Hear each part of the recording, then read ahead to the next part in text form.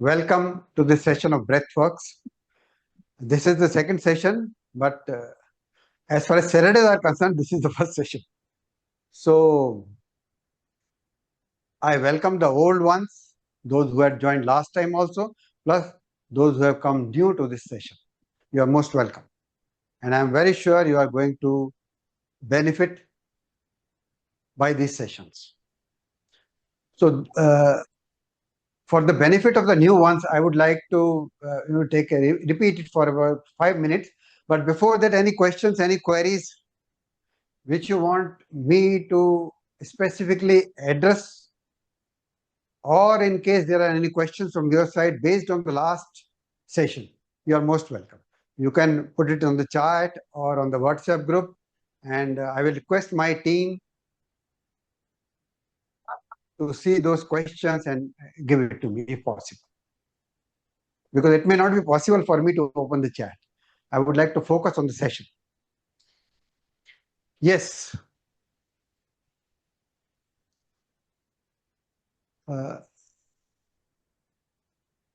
We had touched upon the most important type of breathing, that is the diaphragmatic breathing last time. So I would like to,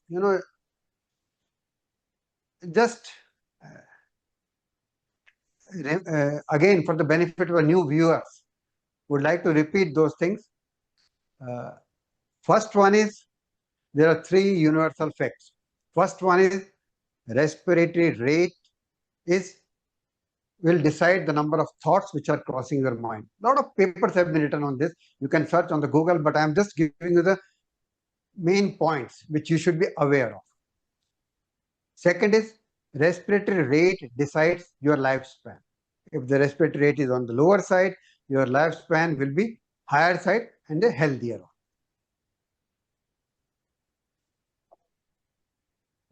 one. Third is, there are various systems in our body. Hundreds of systems are going on. Most important ones being respiratory, cardiac, reproductive, excretory, digestive, skeletal. Most of the systems, they are involuntary. They are not under our control. Except for the skeletal system, which is very much under control. I want to run, I want to jog, I want to sit straight, I want to sit still. That is, I can take a call on that. Breathing or respiratory system is the only system which, though involuntary, because you are unaware of breath. You have been breathing for so long now. You are unaware of your breath. There is no awareness in your breath. We become aware of our breath only when there is some problem, like there is coughing is there, or ask any of the asthmatics. They know what is the importance of the breath. So breathing is the only system which, though involuntary, can be made voluntary to a large extent. And that is the master key which our sages have used and which we are going to learn through various techniques. By doing these simple breathing exercises, by having this knowledge of various types of breathing, we can go into the subtle aspects of our body. All the functioning, all the physiological functions of our body can be controlled to a large extent just by taking charge of our breath. It is a very famous quotation I read a few years back. Breath is the barometer of your nervous system. Just by seeing your breath, one can know, especially the breathwork consultant, they know that how your nervous system is working. Because all the organs in our body, all the systems in our body, they are dependent on the nervous system. So if we can take charge of a nervous system, we can take charge of almost all the functions of all the various organs and various systems which are taking place inside our body. Second important thing is physical body and mind. Anything happening in our physical body that directly affects the breath. You see, your breathing pattern changes. If there is any pain or there is some injury somewhere, it changes. We are not aware that time of our breathing pattern because we are too focused on the physical element. Similarly with the mind. Anything which is happening inside our mind, when we are anxious, we are stressed, we are emotionally upset, what happens? Our breathing pattern changes. It's very difficult to catch hold of mind. It's very difficult to catch hold of physical ailments. So breath is that bridge. If you can focus on your breath, if you can take charge of your breathing, if you can, you know what is the correct way, physiologically efficient way of breathing, how to manipulate your inhalation, exhalation. If you know all those things, then you can take charge of your mind, you can take charge of your physical body. That's the beauty of your breath. And breath is it's a grosser element as compared to the mind. It's very difficult to catch hold of the mind. It's a very subtle thing. When we say mind, we basically are focusing on two things, your thoughts and your emotions. So just by focusing on your breath, you can take charge of your emotions, you can take charge of your thoughts, you can have mental clarity, you can make your mind one-pointed. So I always say, if you are having emotional problems, if you are having a lot of negative thoughts or a lot of thoughts crossing your mind, otherwise also, if you are unable to sleep properly, if you are not feeling energetic. Today morning, I got a patient. He told me that when he lies down for he sleeps for about 7-8 hours, but he is not feeling energetic at all in the morning, despite all these things. So if you are not feeling energetic, you are not feeling happy, you are not joyous, you are not contented, despite having all the things in abundance, then the thing which is missing is just taking charge of your breath. I am telling you, this is the common thread which can elevate your physical, mental, spiritual, emotional health to a very high. Number two, we had discussed about diaphragm. What diaphragm is? Diaphragm is the demarcation. It's a very powerful muscle which demarcates the abdominal cavity from the chest cavity. It's a dome shaped, just like an umbrella. This is the 2D picture which you are seeing, this one, but it's in the sideways also, it's at the back. So just like an umbrella. So when I'm breathing in, the diaphragm basically contracts. Normally it is in a relaxed position. This is the position of the diaphragm, tent-like. So when I start breathing, what happens? This contracts, this goes down. When this goes down, what happens? The lungs, they get more space to expand. And the pressure inside the lung becomes negative. As a result, the air starts coming in, gushing in. That is inhalation. So what happens when the diaphragm flattens? It pushes the abdominal organs down, which in turn pushes the abdominal wall out. So what you are going to see is, breathing in means tummy goes out. Breathing out means, again, breathing out means this again goes back to its normal relaxed position. The abdominal organs, they go back to their normal position. Abdominal wall comes back to its normal position. So when you're breathing in, the tummy goes out. When you're breathing out, your tummy goes in. That is a normal mechanism. Just find out. This is a diagnostic test which we had talked about in the last session. Closing your eyes, just take normal breath. Put one palm on the chest, one palm on the navel area. And see, first focus on the movement of the navel area, then focus on the movement of the chest. If the chest wall movement is more, then you are a chest breather. If your abdominal wall movement is more, then you are a abdominal breather. That means you are using your diaphragm. And unfortunately, 30 to 40% of us are not using our diaphragm. Simplest example, see any of the newborn, any of the infants, they do diaphragmatic breathing. Their chest wall is not very well developed. Plus, you see all the kids, they are relaxed, stress-free. Nothing disturbs them. They are always in a joyous mode. Why? Because they are doing diaphragmatic breathing. Unfortunately, As we grow up, in the name of growth, we switch over from diaphragmatic breathing to chest breathing. Chest breathing means you are activating that part of the nervous system which causes stress. Abdominal breathing means you are activating that part of the nervous system which relaxes you. Very simple. How it relaxes? Because there is a nerve which is very important nerve, vagus nerve, which passes through the diaphragm. So when you are moving the diaphragm, you are activating that nerve, vagus nerve, which in turn relaxes you. So this is what we had talked about last time. Any questions, any queries before I proceed with the further? How to deepen your diaphragmatic breathing? What is chest breathing? What is the difference? How do you find out? So any questions, any queries, you are most welcome. Let me open the chat box, see if there are any queries, any questions. No means when.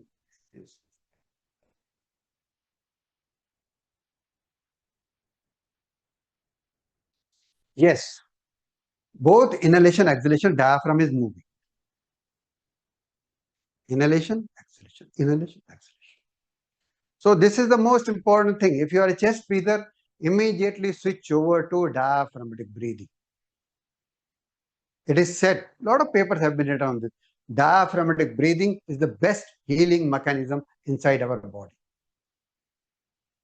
Only thing is we have to learn how to do diaphragmatic breathing, how to take charge of our diaphragm. Take charging means you should be able to move your diaphragm at will. Like see, when I'm doing diaphragmatic breathing, this is what happens. Inhalation, exhalation. Inhalation, exhalation. There is hardly any movement as far as chest is concerned. So any breath cycle or any breathing in which 75% is contributed by the diaphragmatic breathing is diaphragmatic movement is supposed to be the best form of breathing. So the diaphragm should be at least contributing 75% of the volumes which you are breathing in and breathing out. So this is all. Any questions, any more queries? Or you want me to proceed with the next today's session? Okay. So two things which we have to understand is chest breathing and abdominal. Is chest breathing bad? No. Is abdominal breathing good? Very good. Excellent. It is much better than, it is physiologically more efficient. We have got two lungs, right lung and left. Just imagine there are two lungs, just like balloon. As I told you last time also, lungs have got no muscles at all. It's totally an elastic tissue. That's all. Elasticity. And the more you do diaphragmatic breathing or more you do any of the breathing exercises, that increases the tone of this elasticity. That's the basic aim. Why we need to work on our lungs. And more your lungs are physiologically efficient, more healthier you will. That's all. Simple thing. Make your lungs more efficient, more physiologically efficient. They have to be more active. They have to have larger space, larger active space. Even smokers, they have got big lungs. Emphysema, big lungs. Chronic obstructive pulmonary disease, big lungs. But they are physiologically inefficient lungs. Exchange is not happening in most of the parts. Gaseous exchange. But when we say physiologically efficient, bigger lung, that means each and every part of the lung is working perfectly. Exchange of gases is happening. Oxygen is going in, toxins in the form of CO2, they are coming out. There are few mechanisms inside our body to throw out the toxins. Urinary system. Then your excretory system, stools. So kidneys, intestines, skin, and lungs. Only 4 systems are there through which you can throw out the toxins. And you will be surprised to learn that 75% of the toxins are thrown out using your lungs. Just see. We are so much focused on urine and stool. We are not bothered about breathing at all. 70%. Can you imagine this? 70% of toxins are thrown out by exhalation. So why not work on exhalation? Another important thing which, if I remember correctly, Lakshmiji talked about in the last time, about exhalation. Unfortunately, most of us have got shorter exhalation. We have to lengthen our exhalation. We just focus on our inhalation. So learning to put awareness, learning to control your exhalation is the key as far as yogic techniques are concerned. Medical science is very clear. Medical science says inhalation is active, exhalation is passive. They don't give much importance to exhalation. But yogic science says inhalation is active, make your exhalation also active. How? Not by effort, just by putting awareness, lengthening your exhalation. That itself is good enough. That is going to be the topic. Incidentally, that is going to be the topic of our next session. How to lengthen the exhalation. We will be talking about this. But today we are going to focus on chest breathing and abdomen. What is chest breathing? Chest breathing is when we are using rib cage, chest wall muscles for breathing purposes. We are not using our diaphragm. We're hardly using diaphragm. Less than 50% of breathing is being done by diaphragm. That is mainly chest breathing. So when I do say chest breathing, this is chest breathing. There is no movement of diaphragm. Since I have been practicing, so I know how to control my diaphragm. Simple thing. That is the only way of learning the art of controlling your diaphragm. Practice, practice, practice. These are the three ways I always say. First one is practice, second one is practice, third one is also practice. There is no other way. If you are worried about your health, focus on your breath. If you are worried about your health, focus on the practices of diaphragmatic breathing or learn breathing techniques. So chest breathing is you are just using the rib cage and chest wall muscles. And abdominal breathing means you are mainly using your diaphragm. Now there are two lungs, right lung and left lung. When we talk about lungs, when we do diaphragmatic breathing, we are putting air basically into the lower half of the lungs. And when we are doing chest breathing, we are putting air into the upper half of the lungs. Mainly, it's not an airtight compartment, but 80% of the air goes inside the upper part of the chest, upper half, 20% goes into the lower half. And when I'm doing diaphragmatic breathing, then the 80% of air goes into the lower half and 20% goes into the upper half. What is the difference? Lung is the lung. No, there is a lot of difference.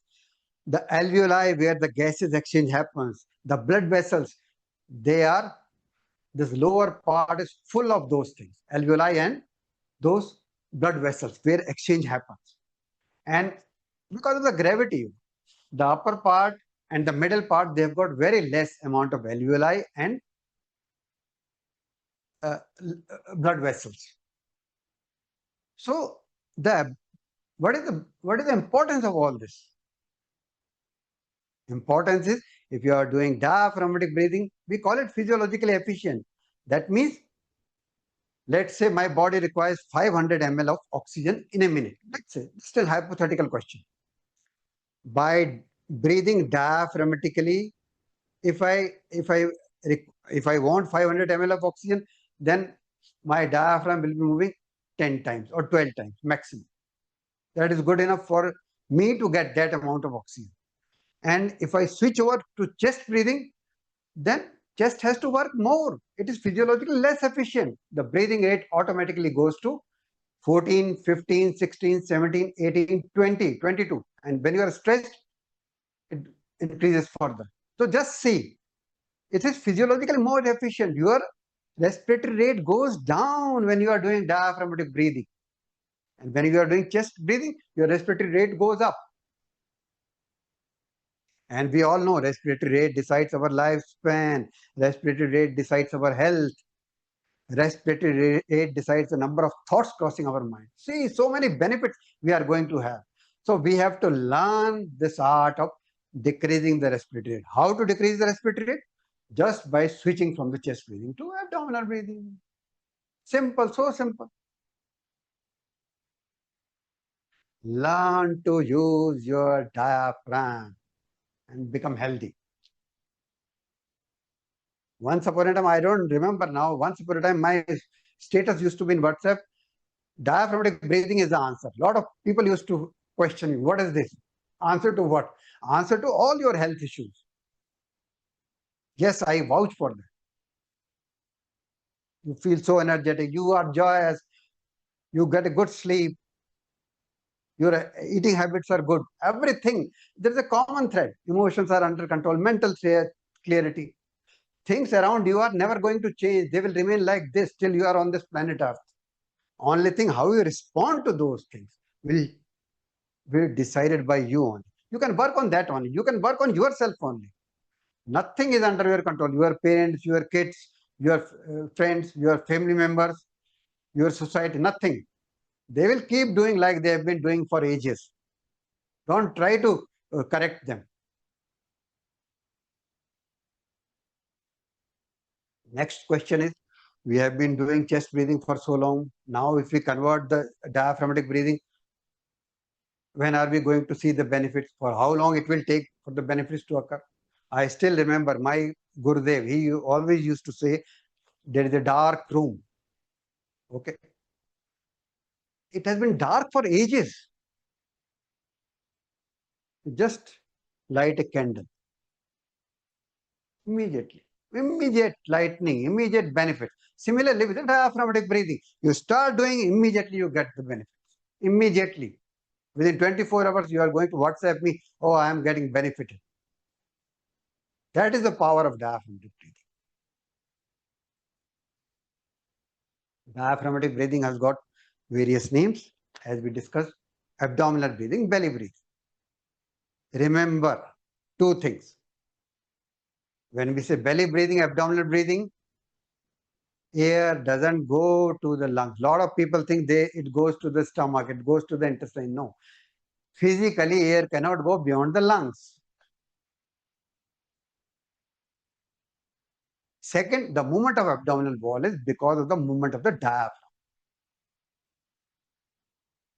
It's not the other way around. It's because of the movement of the diaphragm goes down. So today I am going to teach. Now you know. Anything you want to ask me about diaphragmatic breathing versus chest breathing, I can tell you now. Diaphragmatic breathing has got a lot of advantages. First one is it gives a beautiful, because of this movement, it's a beautiful exercise for the heart and the lungs muscle, lung tissues and heart muscles. Then it gives a good massage to the abdominal organs. Respiratory rate goes down. It is physiologically more efficient. That is the best thing. Fourth is it makes you relaxed, stress-free. Why? It activates the vagus nervous system. I told you, vagus nerve, which activates the parasympathetic nervous system, which is supposed to relax you. So diaphragmatic breathing means relaxation. That should immediately bring, you should start imagining the kids, because they are diaphragmatic breathing. They are doing it, diaphragmatic breathing. This is how they are breathing. That's why they are always joyous, always energetic. And one very important thing is, because of the diaphragm, a type of vacuum is created in the abdominal cavity, this movement, which sucks the toxins, bad blood from all over the body. So your efficiency of throwing out the toxins increases if you are doing diaphragmatic breathing. See, so many advantages in one go. So my simple, humble request is, if you are a chest breather, immediately shift over to diaphragmatic. Initially, two things happen. When you are aware, you start doing diaphragmatic breathing. But as soon as, because you cannot be aware of your breath all the 24 hours, it shifts to chest breathing. Nothing to worry. Slowly with time, the grooves will form, and you will, even when you are unaware, you will go in for dark. Automatically, the body knows that this is the most beneficial thing for me. It becomes your habit. Habit is you are not awareness is not there. Habit, brushing teeth, habit. You are not aware. Eating habit, not aware. Unfortunately, we are not aware when you are eating. Oh, my food has finished. You don't know how to take the rasa of that food. You have not learned the art of adding awareness to your activities. Adding awareness to all the activities slows those activities down. That's the beauty.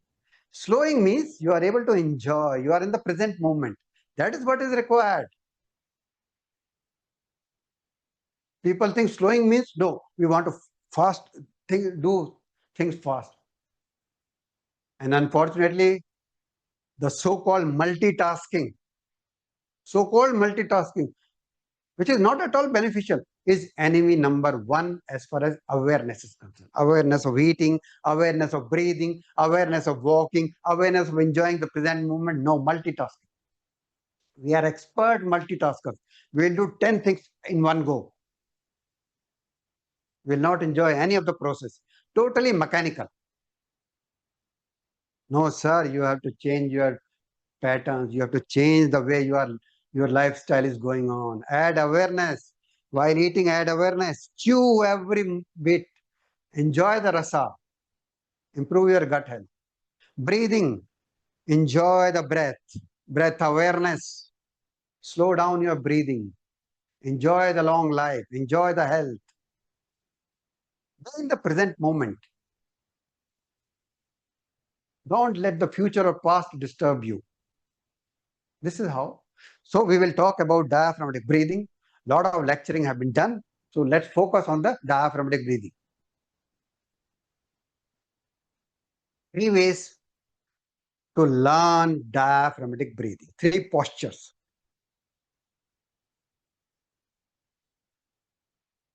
When it comes to posture, one very basic thing which I always start my session with. I don't know why I forgot today. Posture. There is a beautiful explanation. What is posture? Is asana. Asana are 2 things. One is the posture. One is the place on which you are sitting. That is also known as asana. What is a good posture? Any posture. What do you mean when we say you have to have a good posture? Sthiram sukham asanam. It should give sthirta, stillness to your mind, to your body, both. Stillness doesn't mean just like this. Stillness. If it gives stillness to your body, sthiram sukham asanam. So what is sukham? Comfortability. Like I'm sitting, I can sit for 2 hours like this without getting disturbed. I'm enjoying every moment. This is how your posture should add on to your joyousness. Physical stillness means, and when you learn the art of physical stillness, percolates inside. It starts giving stillness to your mind also. That's beauty. I still remember, during our childhood, I don't know whether these days kids, they have time. We used to play statue like this. The other person will try to, make you laugh, make you move somehow. But that used to give you a lot of joy. Why? Because of this stillness used to percolate inside and give stillness to the mind. I am focusing on the present moment. Clear what I have to do. So sthiram sukham asana. There are 2. Why I am talking about posture? Because we have got 4 curvatures in our spine. 2 convex and 2 concave. Like behind the neck and just below the lower back. It's a concave one. And then hips, and then behind the chest, convex ones. 4 curvatures, 2 concave, 2 convex. See, in most of the people have got understanding that if you are sitting for meditation, sitting anywhere comfortably, means you have to sit like this. No, you have to have the relaxed body. You have to maintain those natural curvatures. If you don't know how to maintain those natural curvatures, you are bound to get spinal problems, you are bound to get backaches, you are bound to get shoulder pains, you are bound to get neck pains. And on top of that, when you are not maintaining those curvatures, because this is the curvature behind the chest one, convex outside towards the back, lungs are able to move comfortably. So when you are straightening this, it impinges on the movement of the lungs. Lungs are not able to move properly, freely. So you have to maintain those curvatures. Breathwork means you have to have that good posture as far as your spine is concerned. Two basic, one is what we normally alti-palti we call it, cross-legged. Second is you can sit, this is known as Sukhasana. Sukhasana. We'll talk about posture in one of the sessions again. It's one of my favorite topics, how to maintain a posture where you can have total physical stillness. You can sit for 2 hours without any problem. Second is Sukhasana. Second is Maitri Asana. Maitri Asana is you are sitting on the chair. That is Maitri Asana. Friendliness, pose of friendliness. You should be able to sit in the chair for long, comfortably. Only when you know the art of maintaining these four curvatures. I will show you how I am sitting. You will be surprised. Unfortunately, in all our postures, see whether you are working on computer, whether all those who are doing desktop job, their hip joints are at a higher level as compared to the knee joint. Just see this. Just see. When I'm sitting, see, knee joint at a higher level. This is very important as far as breathwork is concerned. Don't think that it is totally connected. If you don't know how to maintain the curvature, how to maintain a good posture, you will not be able to deepen your breathing at all. You can extend the length of inhalation, exhalation up to a point, that's all. So just see, when I'm sitting in normal cross-legged, see, my knees are at a higher level, then hips are at a lower level. And unfortunately, all the chairs in the world, airline chairs which you use for, they are meant to disturb your breathing pattern. They do not allow your breathing properly. That is unfortunate. All the chairs without any exclusion. Why? Because hip joint is at a lower side as compared to the knee joint. So what I am doing, see, this is a beautiful thing. This is old blankets. I use 3 to 4 blankets. You can fold those blankets. When I'm using this, see, when I'm using this, what happens? See, my hip joints are at a higher level as compared to the knee joint. This is how you should be sitting on the chair also. Always hip at a higher level as compared to the knee joint. Then my curvatures are maintained. That's the beauty of this. My hip joints are relaxed. My thighs are relaxed. I can sit for 2 hours like this without any problem on my knees and my lower back. Most of the people, when they sit for half an hour, they say, oh, I am having backache now. I'm feeling tired. Why? Because you have not learned the art of maintaining those 4 curvatures. My dear sir, madams, please remember this. This is the most important thing. Teach your kids, teach your grandson, granddaughters. If they learn this art of maintaining these 4 curvatures, spinal health goes to, you will hit a century as far as spinal health is concerned. Backache, no backaches, no neck pains. Just see. See, I will show you see, side pole, see. Hip joint at a higher level as compared to the knee joint. My knee is comfortable on the ground.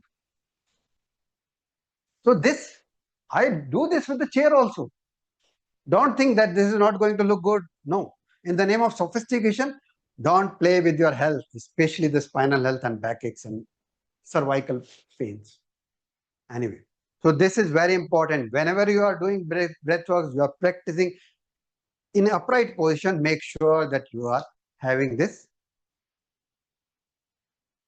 Any questions regarding the postures? You are most welcome. Then I am going to proceed.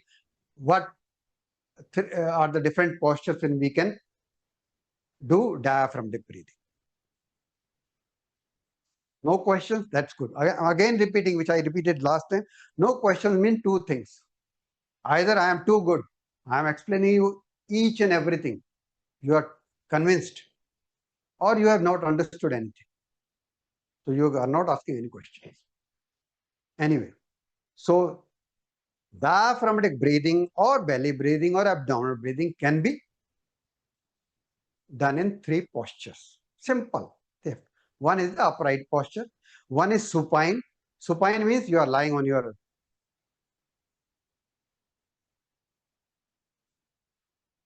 Yes, you can sit on Vajrasana.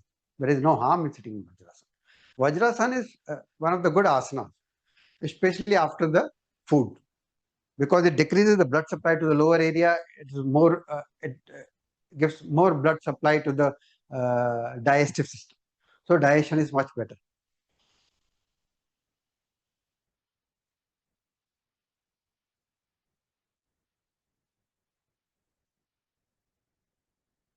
Yes, sir.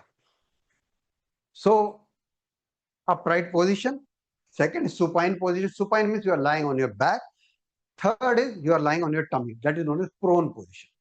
So three position: upright, like this. Supine is I am lying on my back. Third is I am lying on my tummy. So these are the three ways in which you can deepen or learn your diaphragmatic breathing. I will show you all the three postures. Let me start with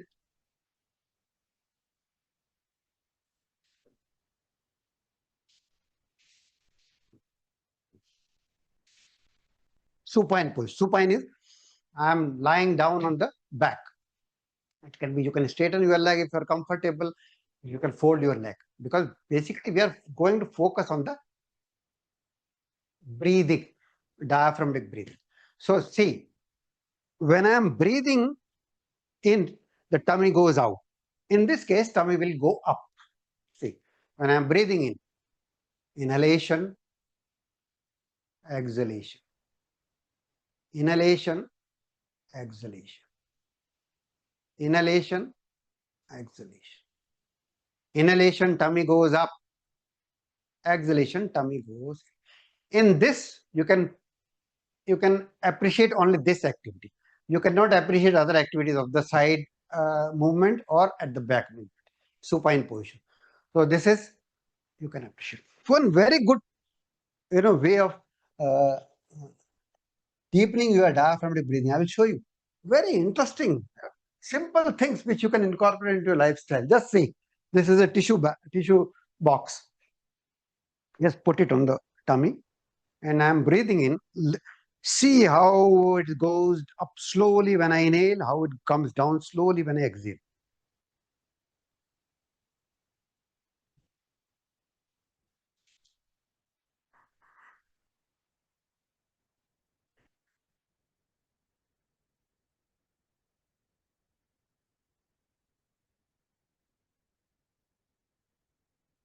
This is the simplest way of learning the diaphragmatic breathing.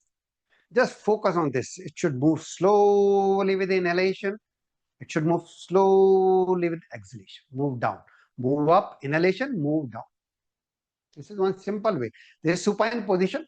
Shavasana भी बोल सकते हैं इसको, जैसे हम बोलते हैं shavasana, lying down your back basically. But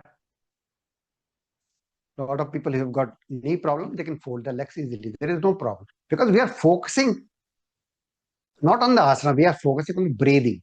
Breathing. Inhalation, tummy goes up. Exhalation, tummy goes down. Inhalation, exhalation. Inhalation, exhalation. This is in the supine position. Upright. Now I come to the upright. I could have shown you the prone, but I want you to understand the differences. Why we are focused. See, again, say, maintaining the four curvatures, that's a must, my dear friends. That's a must. Don't play with your spine. No. When you can start immediately. See, Grounded. You have to be grounded. People who are grounded, they are all always appreciated. So learn to be grounded. Gratitude, humbleness. See, okay, I'm sitting. Upright position. Again, the tummy goes out. In that case, the tummy was going up because I was lying down. Here, two movements are happening. When I'm breathing in, the tummy goes out. Breathing out, tummy goes in. Inhale, exhale. Inhale, exhale. Inhale, exhale. Then this is the rib cage. See, this is the rib cage, rib cage, rib cage. You can feel the emptiness below this rib cage. So I am putting my hands on the side. Inhale, exhale. Inhale, tummy goes out. Exhale. In upright position, you can feel two movements. One, the front. Second is sideways. And sideways is more prominent than the front one. Surprisingly. Unless you are too obese, then you may find it difficult. But otherwise, see.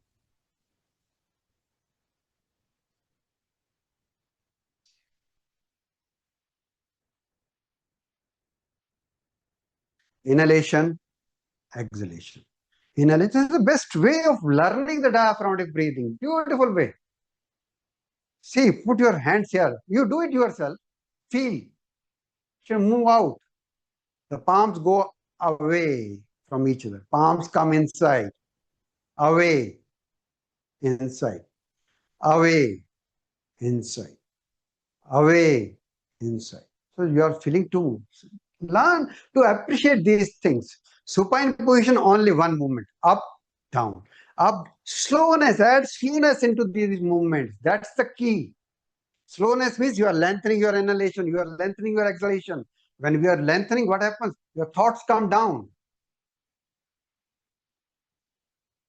Your mind becomes clear. You relaxed. You are totally relaxed. You are activating parasympathetic nervous system, relax and digestive system. See the beauty of just by breathing, you can do so many things.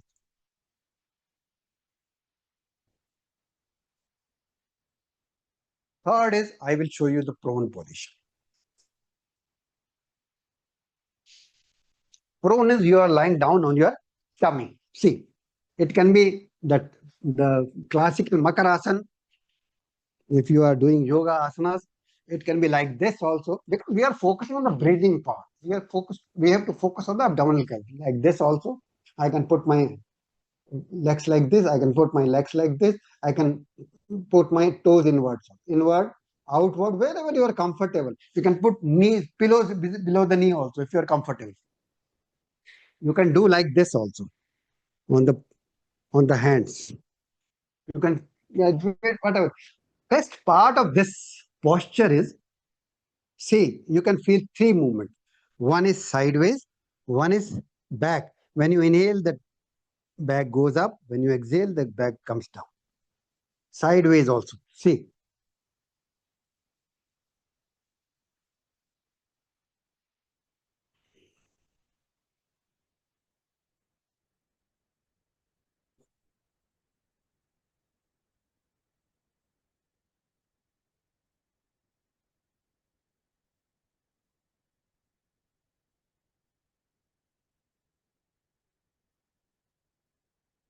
So you can appreciate three movements. One is the back, sideways. Third one is most important, because when you breathe like this, basically what is happening? Your abdominal wall strikes against the floor. The pressure between the floor and the abdominal wall increases. You feel that pressure when you breathe in, because tummy has to go out, but there is no place to go out. But there will be increased pressure between the yoga mat or floor, wherever you are, and your abdominal wall. The pressure increases. And when you exhale, the pressure decreases. Feel that subtle awareness, add onto your breath. See, oh yes, pressure decreases when you are exhaling. Pressure increases when you are inhaling. Learn this art. And diaphragmatic breathing, another important thing is in prone position, the chest wall muscles, they automatically get, locked. They don't move too much. So basically you are doing diaphragmatic breathing or abdominal breathing when you are doing it in prone position. So the best pose to learn diaphragmatic breathing is prone position. So it can be done in, you can feel all the three movements: tummy, sideways, and back. Upright, you can two, front and sideways. Supine, only one. I showed you how you can, first you can learn by in supine position. Once you are comfortable, then start with upright one. If you are, then the best way to learn and deepen is prone position. So these are the three postures I want you to focus on. It's a beautiful thing. And any questions, any queries, most welcome. But we at, we have opened, there is a new concept which has come up here at Venu Institute in the premises, same premises, VIILM, Venu Institute of Integrative and Lifestyle Medicine, where we are focusing, the patient-centric approach is there. We are focusing on alternative therapies, alternate medicines, allopathy, homeopathy, Ayurveda, yoga, breathworks. And being a breathworks consultant, I have started sitting here. I am available for consultation from 1st June. I am daily, Monday to Saturdays, I am available from 10 to 1. You are most welcome. In case I can help you out in any which way you think, I can help you in lifestyle, I can help you in breathing part or other things, you are most welcome. I would love to see you and talk to you and listen to you. And if possible, refine your techniques. So yes, any questions, any queries, you are most welcome. Dr. Bhatt, there's one on the chat box. One on the chat box, yes. I tried many times what happened otherwise. Instead of going down, goes inhalation. Advice going up. Yes, Vinodji, that's common because we have been doing chest breathing for ages. So don't think that it will happen in one day. I always say 1 month for 1 decade. That means if you are 30-year-old, then you require 3 months. You keep practicing, keep practicing. Initially, when you are aware, then this will happen. And as soon as you become unaware, it will again go back to chest breathing. That's perfectly normal, nothing to worry. But practice makes a man perfect. So first, by doing this, you can deepen your diaphragm. You can. Easily. कुछ बोल रहा है. Yes. Ayan कुछ बोल रहा है.